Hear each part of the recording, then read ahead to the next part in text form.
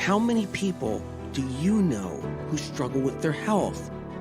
Chances are, whether they show it or not, most of the people in your life do. And chances are, you're one of them. Whether you're dealing with anxiety, depression, endometriosis, acne, eczema, autoimmune, thyroid, Lyme, brain fog, fatigue, or any other symptom or condition, you're far from alone. Living with symptoms has become the new normal. So no more guessing games. It's time to get answers. Welcome to the Medical Medium Podcast. I'm Anthony William. We're talking about the brain. Everybody's trying to save something. Everybody wants to save the wildlife. Everybody wants to save a shoebox, a cardboard box. People don't like throwing things away, and people don't like wasting things. Save that shoestring for a rainy day. Save those pennies in a jar. You're going to need them sometime. We all try to save stuff, and it builds up and it builds up. Next thing you know it, closets are filled. Everything's filled up. Your car's filled up. House is filled up. Everywhere. Stuff everywhere.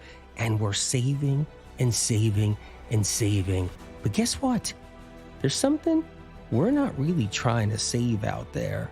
Well, I stand corrected. They think they're trying to save it, but they're doing everything wrong. Get ready, strap yourself in, fasten the seatbelts, because we're going on a brain saver ride. I know it's never easy packing up my stuff. I'm moving to another apartment. Yeah, can you grab that? Yeah, don't throw that out. Don't throw that out. That's an old mustard jar. I'm keeping that. Yeah, don't throw that out. That's a Rubik's Cube. I've had that forever. Just put that over in the corner. I don't want to throw that out either. Are you trying to throw out all my stuff? God. What's on that paper? That's just old chewing gum. I stuck it there as a reminder. Yeah, I didn't want to throw it out. It's like you can take old chewing gum and just use it and press it onto things and just it reminds you like stuff. Just don't throw that out. Yeah, ketchup packets, leave them. God. No, those shoes I wore 8 years ago. I might wear them again. Yeah, 8 years ago I used to run in those shoes. Just save them. They smell. So what? Like whose shoes doesn't smell? All right. Yeah, I'm getting like thirsty. I'm getting hungry. Just packing all this stuff up and saving all this stuff is just so stressful. Yeah, organizing all this. I need something. Caffeine. I need a hit. I need something. I know, cannabis. I need something right now. Let me just have a piece of chocolate. Maybe I'll smoke something in a minute. And, kombucha tea? Yeah, just get one out of the fridge for me too. Sure. And maybe, yeah, I know. Well, I'm all right. Okay, I feel a little better. Grab me that beer. Yeah, okay. I just want to save all this stuff here. I think I got to order a cheeseburger. Hey, wait a minute. Where are you going? You're not going to help me anymore? You're going on a hike? Oh, can I come? You've been preparing for this your whole life. Every guidebook you could find, every story, every piece of common wisdom, every social media video about other people's journeys, you've studied them all, knowing the time would come for you someday to get out into the fresh air, saturate yourself in nature, and pursue your own dream hike. Now all that's left is to pack your knapsack for the day with the items you've been told are the essentials. Map and compass? Check. Water? Check. Protein bars? Check. Hat? Check. Phone? Check. Sunglasses? ID? First aid kit? Check, check, check. Spare clothing? Some money in case of an emergency. Your house keys? Your car keys for when you return? Check, check. Each item is nestled in a special place in your hiking pack. You know it's not going to be a breeze. The fresh springs may be running dry out there because there's a drought. There's steep boulders, tricky passes they await. You've heard of people getting hurt up there or worse. You've heard that one tragic story of the hiker who never came back. Still, you're sure you'll be okay. You're prepared. And the vistas, once you reach the top, it'll put everything into perspective. It'll be all worth it. This is your time. This is your time to take the trail you've always dreamed of hiking. You get to your destination. You begin. You're starting to walk. The brush crunches underfoot as you take your first steps onto the trail. The smell of the moss hits your nose as you take your first deep breath in. And birds, they're flying everywhere. They burst into melody to announce your arrival. At first, you're lost in just reverie. It's everything you imagined. You feel an adrenaline surge, almost nervousness, but it turns into excitement. You're so determined to reach the top that you don't make any stops along the way. It's one foot in front of the other, one small challenge after another, each of them surmountable, each of them giving you a sense of accomplishment. You're not worried that it's getting hot. You're not worried about the flush you feel in your cheeks or your strained breath, because you know you're getting closer to a rest area where you'll be able to dip into your provisions when you really need them. At last, you reach a small plateau. The trees, they're getting sparse now, and so are the trail markers. So you pause for a moment to check the map. Problem is, there's nothing in the front pocket of your knapsack where you were positive you stuck your map and compass. But all you find is an old dry cleaning receipt. The map and compass must have fallen out. Well, you reason a bit. If I keep going upward, I have to get there. After a half mile of wandering, you're officially lost. You drop to your knees. You're desperate for a drink of water after hours of single-minded determination to reach the spot on the trail you've seen in so many pictures on social media. You can feel it's getting hotter. It was 90 degrees by your car's thermometer when you left the trail parking lot hours ago. And even at this higher altitude, you know it's climbed way past that. You reach for the side pocket of your knapsack, and your fingers don't find your water bottle there. Your heart drops into your stomach. Instead of your water bottle, you find only a bubblegum wrapper. You swing your pack around to check if the bottle has simply jostled out of place. And you see plainly now that just like your map, your water bottle's not there. You start to panic. Then you try to calm yourself down with positive thoughts. You tell yourself, it's going to be okay. It's going to be okay. I'm going to be all right, right? Yeah, I'm going to be okay. And then your muscles start to twitch. You tell yourself, at least I have my snacks. I remember packing them this morning. But when you unzip that compartment, your snacks and food are missing. The protein bars, they're not there. All that's there is a paperclip. You ask yourself, why is a paperclip in here? And then you vaguely remember that you had a bunch of old paper clips in the sack years ago. It's getting hotter outside.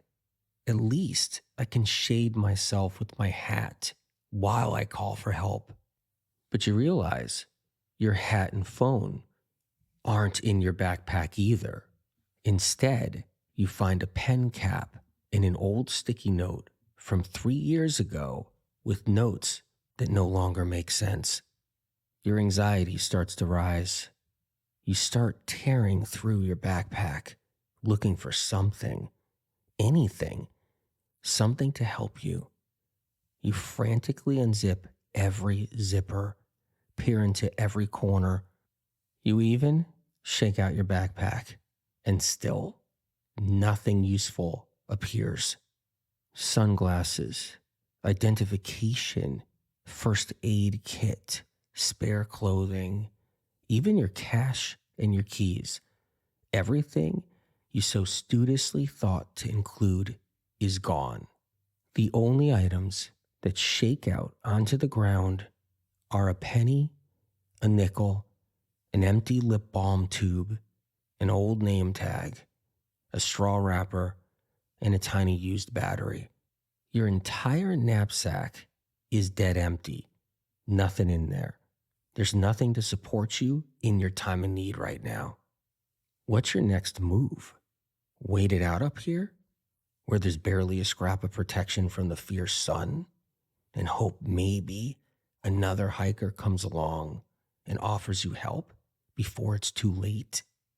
Or do you venture back down?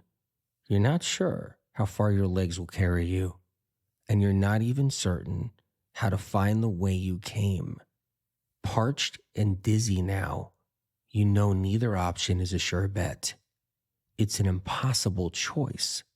In the moment, all you know is that you're stranded and you're in a crisis. I got nothing to drink up here, and I'm just getting hotter. I was so into the nature, and now I just want to get home, back to my car. I don't even have my car keys. I got to figure out how I'm going to get down. Oh my God. I have to just tell myself it's going to be okay. Can somebody tell that hawk to be quiet right now? I'm trying to think about how I'm going to get back. I thought I was so prepared. I had everything figured out, but I grabbed the wrong pack. I wasn't prepared. I mean, I've been trained in this stuff. Like, I've gone on hikes before. This doesn't make any sense. I'm always prepared. This is our own survival story in everyday life. Navigating trendy brain traps and trying to find help for our neurological, emotional, mental, and other brain-related symptoms and conditions that develop sooner or later. We can become just as stranded as a hiker who is lost, alone, and exposed, with no provisions, in the sun-baked wilderness. This is how bad it can get. This is how imperiled we can become in life if we don't learn the truth about how to save our brains. Empty answers. Just like in that metaphorical nightmare hike, it's easy to think we're preparing well for life. Some of us know there are real and scary threats out there. Alzheimer's, brain tumors, the next plague. That's just to name a few. And so we fill our heads with neuroscience studies and telomere gene theories and anti-aging trends and cognitive hacks and cautionary tales about too much sugar and a lack of protein. We pack away the brain trivia like we pack away our map, our food, our water, thinking we're arming ourselves with essential health knowledge about how best to care for our brains and our minds. We think all that we learned will save us. We think it will be there when we need it as we climb our own mountains in life. That is, as we pursue our dreams and our purpose. What happens when we do need answers for our brains? When we do need answers for our nerves and even our mental health? What happens if we develop brain fog or depression or depersonalization, anxiety or migraines, maybe OCD or vertigo, or maybe when a loved one just stops acting like themselves because something's wrong? The brain health trivia we picked up along the way that we thought would be brain answers turn out to instead be misinformation, mistakes, false leads, useless paid-for studies, inconclusive theories, marketing traps and health pyramid schemes, multi-level marketing pushes, and catchy, unhelpful sound bites from social media and podcasts. Instead of a knapsack full of all the tools we thought would keep us strong or even save our life, the knowledge we thought we were packing away turns out to be as useful as an old receipt, a used battery, or an indecipherable sticky note. Instead, we find ourselves sick and disoriented, far from home, the sun beating down on us, and nothing to support us. Instead of the beautiful scenic journey we thought life would be, our path becomes one endless trek of desperate visits to doctors' offices, hoping we don't fall off a cliff in the process. Specialists, neurologists, functional medicine doctors, psychiatrists, we ask them all for the real answers. And as we leave yet another specialist's office, still suffering with our OCD, anxiety, depression, head pain, blurry vision, or tics and spasms, we learn that even the experts' own knapsack supplies are only as helpful as old gum wrappers and pen caps. Yeah, I mean, this is like my 10th or 11th specialist. I heard a lot of good things about this guy, though. Yeah, I've been to like all kinds of people. I know, functional guys, internists, specialists. Yeah, he's coming here right now. I want to see what he has to say. I'm not feeling good today. How are you? Oh, you look rather good. I get all your stats and all your profiles here. We did 45 vials of blood. Yeah, I found all kinds of things. Here, look, I have your apple cider vinegar gummies. I have your probiotic. I have another probiotic here too. This one you take before, this one you take after your meal. I have, omega-3s. Your brain needs the omega-3s. I've been thinking, though, that you're lacking protein. I'm looking at the numbers here, and I think you're lacking protein and some fats for your brain. I know. Here, I have something else here for you, too. This is a prebiotic here. Oh, vitamin D. You gotta have your vitamin D. Oh, yes, I have a high dosage of vitamin D for you right here. Oh, you tried that already? Oh, have you tried this, though? A microbiome packet. You take the microbiome packet in the morning. You take the microbiome packet in the evening. Oh no, all of our people get better here. Oh, parasites? Yes, I found some parasites in you. Oh, yeah, lots of parasites inside your belly. Oh, those parasites aren't going to like the microbiome packet. And all the fats that I want you to do. Oh, and the protein too. Alcohol? No, stay away from alcohol. Yes, don't drink so much. Don't be careful. Okay, see you tomorrow. We're diving into the Brain Saver books, minus the halftime show right there and the skits. The two massive Brain Saver books were released today. They were supposed to be one book, but you couldn't publish it or print it. It was just too big. But we're diving into the Brain Saver books and we're just scratching the surface. So let's keep on going. Remember that hike we went on earlier? Let's go on another version of that hike. As you drive to your destination where you're going to take your hike, you're drinking coffee with butter or MCT oil in it to give yourself a boost. You arrive. You park your car at the trailhead and begin. You're confident that you're fully prepared for what's going to be a great day. As you start to hike, it's hotter than you realized. You heard there would be a lot more shade on the trails, so you keep walking, thinking it will get better. You're 2 hours in on the hiking trail. You've had nearly constant exposure to the sun. You're parched. That's okay.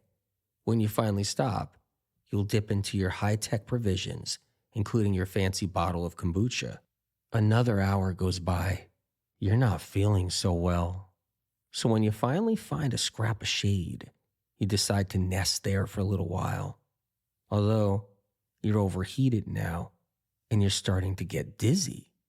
Before you even open your knapsack, you feel relief thinking about what you have inside. You're thinking, so much good things in here.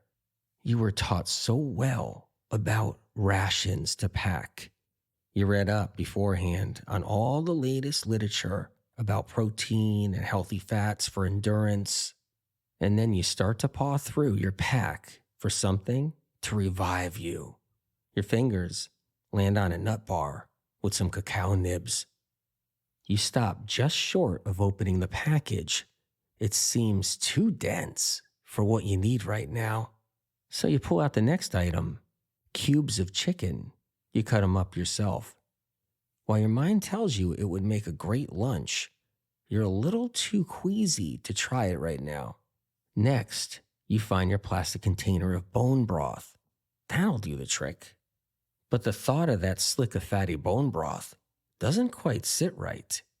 So instead, you reach for the item settled in the bottom of your backpack, what you know you really need, your bottle of kombucha tea. You pop open the cap and take a sip. Something about it doesn't seem as refreshing as you expected.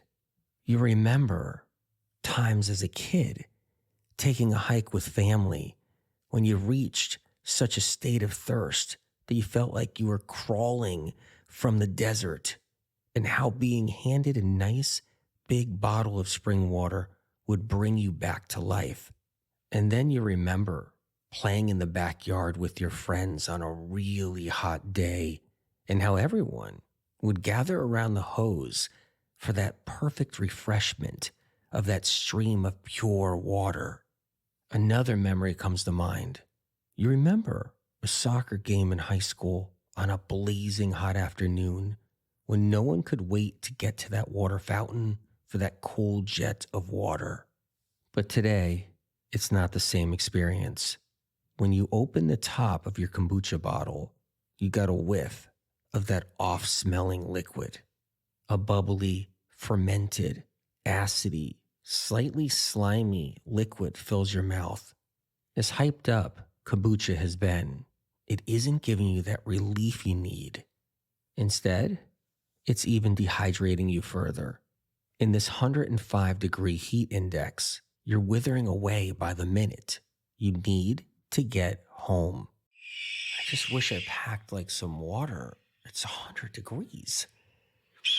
Ah, man, this kombucha tea, it just tastes like piss. Ugh. I'm gonna have another sip. I'm just getting hotter. I mean, do they even know this stuff? Like, is it hydrating? It doesn't feel hydrating in the body, but everybody drinks it. But everybody's not on top of a mountain right now in 107-degree heat. I think I should have packed something else. All this stuff is supposed to be helping my brain, I thought. Let me try this bone broth again. Let me see. Let me get it out. Okay. Let me have some. Ugh, it's like a fat slick. It's heavy, too. It's heavy on my stomach. I'm feeling kind of nauseous. I need like a watermelon, but everybody's telling me to stay away from sugar. I just need, oh my God, I need something like, I drank some water earlier today. There wasn't enough. Let me just look at this cacao bar, this cacao nib bar. Let me open the package up and let's see here. I just don't want a nut bar right now, a protein bar. I need something different than this, much different. This is not helping my brain. Little do we know that by following popular opinion on feeding the brain, we lead ourselves down a risky path. Taking along a knapsack full of the latest trendy foods for the brain is not so different from that knapsack turning out to be completely empty. When your brain reaches a state of strain, it becomes clearer what it really needs, and an influx of fats and dehydrating beverages isn't it. Let's look at it this way. To begin with, say you'd already been on a high-fat, low-sugar diet for months, which meant that you hadn't been getting hydration from juicy fruits or coconut water, and that instead, you've been drinking dehydrating coffee, kombucha, matcha beverages.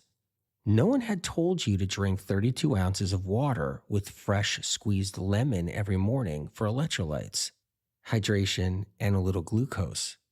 And while you'd been periodically trying green juices, they weren't cucumber or celery based, so they weren't optimal for hydration.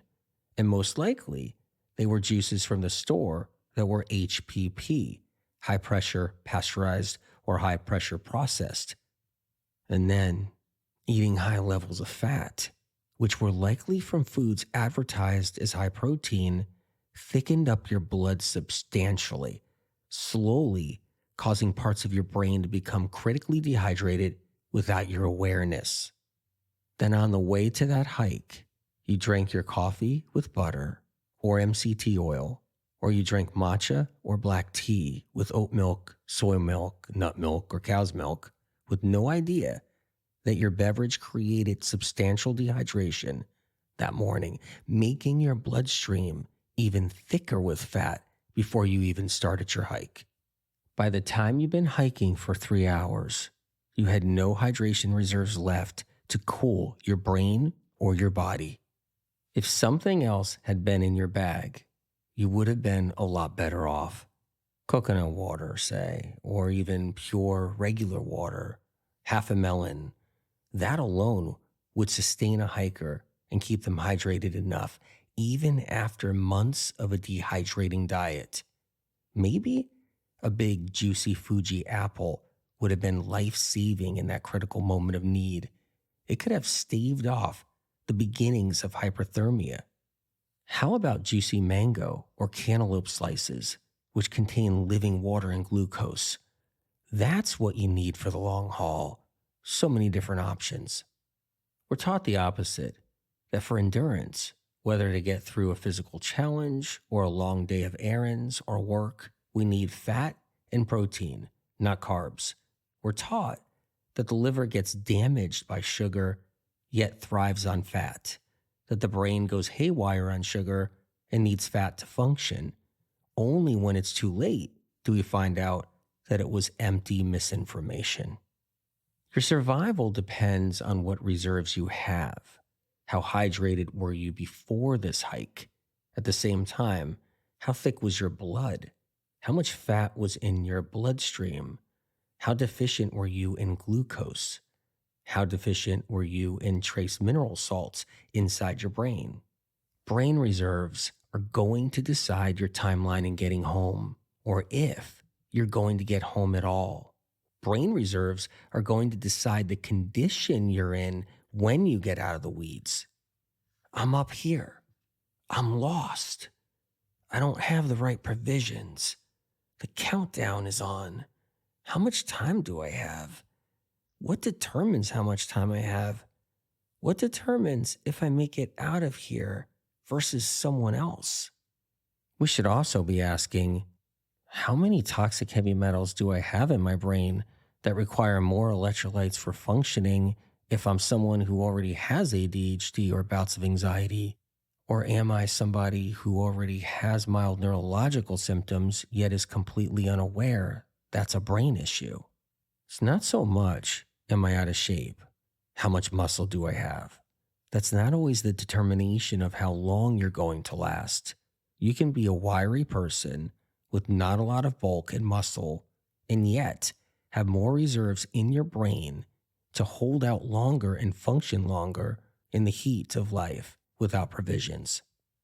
What your brain really needs is the next section of the Medical Meeting Brain Saver books. Check them both out, Brain Saver and Medical Meeting Brain Saver Protocols. They're out now. Oh my God. Oh dear Lord, I can see my car. I made it. I'm not going to die in the woods. Oh, phew. All right, I got to get something to drink. All the stupid crap I brought with me. Oh, next time I go on a hike, I'm never going on a hike again unless I bring the right things.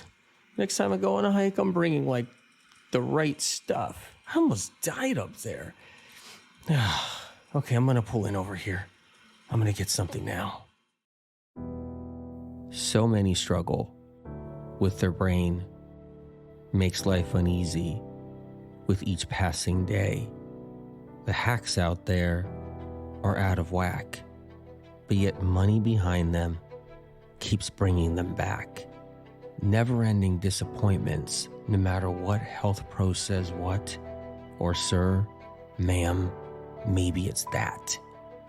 The industry tries to stable us with drugs that enable or disable us until your brain levels out just enough, putting you back into life's game while they tell you now you're more than half sane. But this whole time, you were never crazy. The truth is, when it comes to chronic illness, the medical industry has always been lazy. You don't find out until it's too late. You're marooned and vulnerable. Maybe you never find out. Your body starts to deteriorate. Your liver gives out. Your kidneys go. Or you have a stroke or an early heart attack before you even get a chance to reach for the brain knowledge you were sure would be there when you needed it. You never realize that your health crisis was because your whole body paid the price for a world that's utterly confused about how to protect the brain. Let's change that. In the Brain Saver books, you'll come to know your brain like never before. Just what is contaminating, damaging, injuring, impeding, depriving, burning out, and limiting our neurons. How does it get there? And how does that explain our individual experiences and struggles? Just what is inflaming, scarring, and atrophying our brains? And how does that threaten our well-being? It will all become clear as we take a closer look inside the brain and nervous system. With this knowledge, you can find relief like never before. Original published medical medium information gets stolen and poached by podcast doctors, social media doctors, influencers, and medical clinics. Medical medium information has never yet been proven wrong by medical science and research. Instead, the opposite. Only proven right and then taken from medical medium published material and used in the conventional and alternative health communities. Medical medium information continually sets the stage for medical science to understand chronic illness better. If you choose to share or use the original, unique content from the Medical Medium podcast, books, or Medical Medium social media, please cite where this information comes from, so others who see and learn of this information have a chance to know where it all originates, to give them an opportunity to heal, so they don't end up losing years of their life searching for answers like so many have before them. The Medical Medium information here on this podcast doesn't come from broken science, interest groups, medical funding with strings attached, botched research, lobbyists, internal kickbacks, persuaded belief systems, private panels of influencers, health field payoffs, trendy traps, or gathered bits and pieces of gimmicky confusion. Because chronic illness is exploding like never before in our modern day history, it takes a greater force than us down here. It takes a helping hand from above. Medical medium information has street cred. It's an organic movement of countless people around the world healing. More healing stories of real people not being paid to tell their life-changing experiences of rising out of the ashes of sickness and entering into the light of full recovery, getting their lives back and finally healing when nothing else in the world of health could move the needle and get them better. The information on this podcast is not man-made. It comes from above, from a higher source. Whatever you believe in, whether God, the universe, the light, or the creator, or if you believe in nothing at all, that we're just floating through space together on this rock. Know that the information you hear on this podcast is separate from all the other noise out there. It comes from a different place, a pure, untampered with, advanced, clean, uncorrupted, original, primary source, a higher source, spirit of compassion.